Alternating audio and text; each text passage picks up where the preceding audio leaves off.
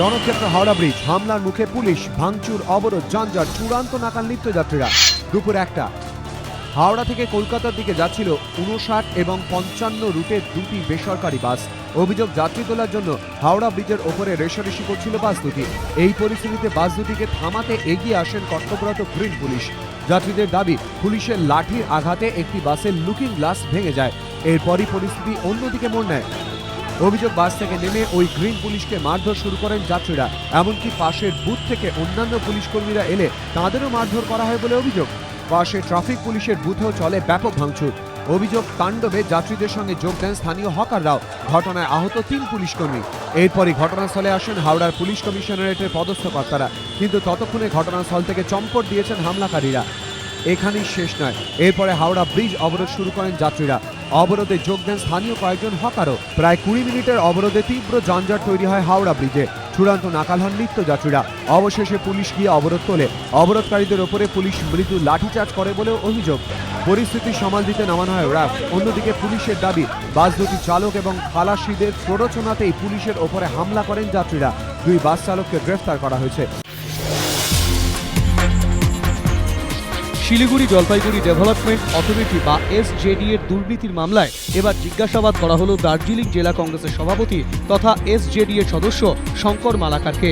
60 কোটি টাকার এই দুর্নীতির অভিযোগে 5ই আগস্ট জিজ্ঞাসাবাদ করা হয় এসজেডি এর প্রাক্তন চেয়ারম্যান তথা শিলিগুড়ি তৃণমূল বিধায়ক রুদ্রনাথ ভট্টাচার্যকে।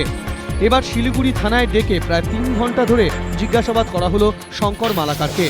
তাকে প্রশ্ন করেন শিলিগুড়ির পুলিশ কমিশনার কে জয়রামান নিজেই। থানা থেকে বেরিয়ে যাওয়ার সময় সাংবাদিকদের প্রশ্ন কার্যত এড়িয়ে যান কংগ্রেস বিধায়ক। এসজেডি এর বৈদ্যুতিক চুল্লি তৈরি এবং শিলিগুড়িতে সিসিটিভি বসানো ঘিরে দুর্নীতির অভিযোগ ওঠে। তদন্তে নামে পুলিশ। জিজ্ঞাসাবাদ করা হয় এসজেডি এর প্রাক্তন সিইও তথা মালদার বর্তমান জেলাশাসক কিরণ কুমারকে।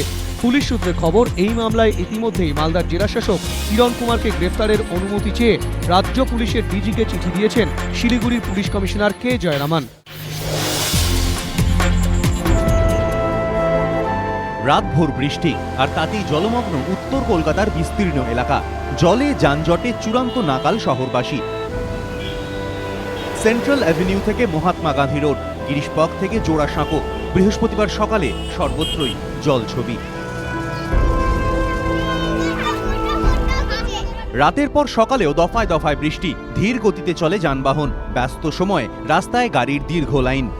এদিকে বেলা বাড়ার সঙ্গে সঙ্গে মেইন রোড থেকে জল নামলেও দীর্ঘক্ষণ জলমগ্ন হয়ে থাকে অধিকাংশ গলি এবং নিচু রাস্তাগুলি। ফলে স্কুল কলেজ হোক বা অফিস কাছারি, জল ডিঙিয়েই গন্তব্যের উদ্দেশ্যে যেতে হয় শহরবাসীকে। পলি দাস দীর্ঘদিন ধরে সন্তান হচ্ছিল না তার। চিকিৎসকদের কাছে যেতে বেরিয়ে আসে মূল সমস্যা। চিকিৎসকরা জানান পলির জরায়ুতে টিউমার রয়েছে। এক্ষেত্রে সাধারণভাবে অপারেশন করে জরায়ু বাদ দিতে হয়, ফলে মা হওয়ার ক্ষেত্রে সমস্যা হয়। চিকিৎসকদের কথা শুনে চিন্তিত হয়ে পড়েন পলি। শহরের একটি বেসরকারি হাসপাতালে তার চিকিৎসা শুরু হয়। চিকিৎসকেরা জানিয়েছেন এমবোলাইজেশন পদ্ধতিতে কোনো অস্ত্রোপচার ছাড়াই জরায়ু টিউমারকে নিষ্ক্রিয় করা হয়। এরপর সুস্থ পুত্র সন্তানের জন্ম দেন পলি দাস।